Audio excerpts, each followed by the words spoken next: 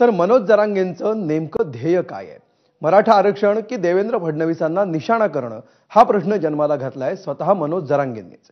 कारण बीडच्या मांजरसुबा गावामध्ये झालेल्या सभेमध्ये मनोज जरांगेंनी देवेंद्र फडणवीसांवर टीका करताना शिवराळ भाषा वापरली। त्यामुळे भाजप नेते मनोज जरांगेंवर तुटून पडले। जरांगेंनी आरक्षणाच्या नावाखाली दुकानदारी चालवली आहे का, असा सवाल आता भाजप नेत्यांकडून विचारला जातोय।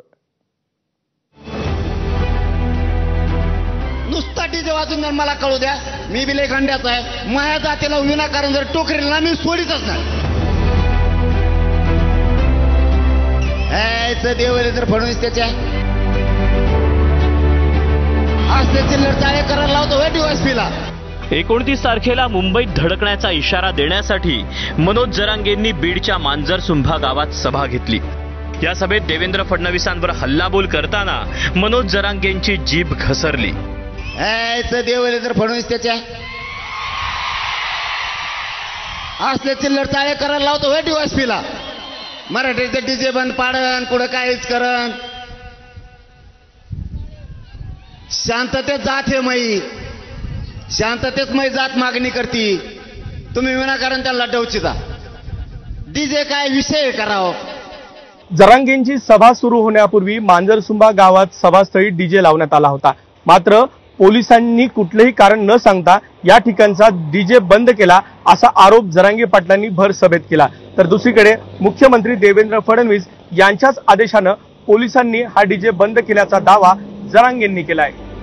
मुख्यमंत्रीपदी असलेल्या फडणवीसांवर बोलताना शिवराळ भाषेचा वापर करणाऱ्या जरांगेंवर भाजप नेते तुटून पडले। सुसंस्कृत महाराष्ट्र जरांगेंना कधीही माफ करणार नाही। डीजेवर बंदी घातली मुंबई उच्च न्यायालयानं। कायद्याची जबाबदारी पोलिसांवर आणि जरांगे घसरतात मुख्यमंत्र्यांच्या आईवर। व्यक्तिगत द्वेषाने पछाडलेल्या जरांगेंनी पुन्हा एकदा मुख्यमंत्र्यांच्या आईचा अपमान केलाय। असे करणारा छत्रपती शिवाजी महाराजांना मानणारा असूच शकत नाही। एवढीच जर तुम्हाला खाज आहे तर ज्या शरद पवारांनी तुम्हाला एवढे वर्ष आरक्षण दिलं नाही, त्या शरद पवारांचं नाव का घेत नाही? आणि तुम्हाला निवडणुका आल्या की राजकीय भांडवल फुटतं आणि आरक्षणाचं तुमची नौटंकी सुरू होते। जर तुम्ही याच्या पुढे देवेंद्रजी आणि त्यांच्या आईबद्दल एक अपशब्द जरी बोललात तर तुम्हाला तुमच्या भाषेत उत्तर द्यायला आम्ही कमी करणार नाही। नितेश राणेंनी तर मनोज जरांगेंना जीभ काढून हातात देण्याचा इशारा दिला। जरांगेने आरक्षणाची लढाई लढावी, पण ती लढत असताना आमच्या फडणवीस साहेबांच्या आईबद्दल अगर अपशब्द बोलण्याची हिम्मत करत असेल तर ती वळवळणारी जीभ हातात काढून देण्याची ते सामर्थ्य आमच्यासारख्या 96 कोळी मराठ्यांमध्ये आहे, ते त्यांनी लक्षात ठेवावं। ज्या देवेंद्रजी फडणवीस यांनी महाराष्ट्राला पहिल्यांदा मराठा समाजाचं आरक्षण दिलं, मराठा समाजासाठी अनेक महत्त्वाचे निर्णय घेतले, त्या देवेंद्रजी फडणवीस यांच्या आईबद्दल तुम्ही अपशब्द वापरता।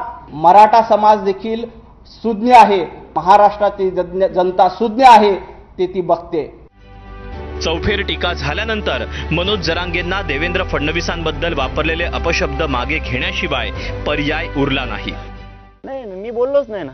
आईवर कुठं काय बोललोच नाही मी। आणि बोललो असलं ते शब्द मागे घेऊ, काय त्याला? मी बोललोच नाही, आईवर बोललोच नाही मी त्यांचे। ते शब्द मागे घेतो, बोललो असेल तर। मी बोललोच नाही, पण ते शब्द मागे घेतो, काय त्याला? मराठा आरक्षणासाठी अनेक वेळा उपोषण करणाऱ्या मनोज जरांगेंना अनेक जण नायक मानतात।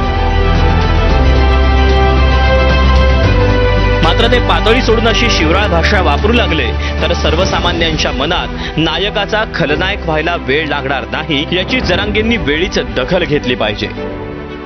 विकास माने, एबीपी